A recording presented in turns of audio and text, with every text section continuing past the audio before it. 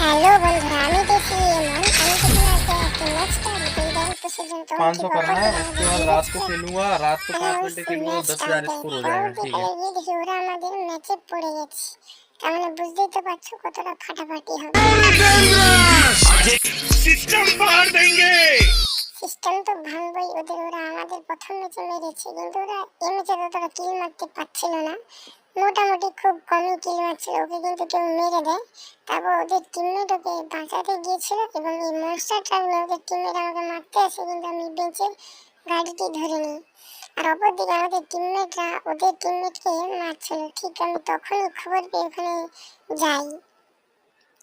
পরবর্তীকালে ওখানে আমাদের টিমমেটকে ওদের টিমমেটকে ডাউন করে দেয়, কিন্তু আমি ওখানে আর কিছুই করতে পারিনি। আমি ওখানে যে কিছু লুটছিলাম।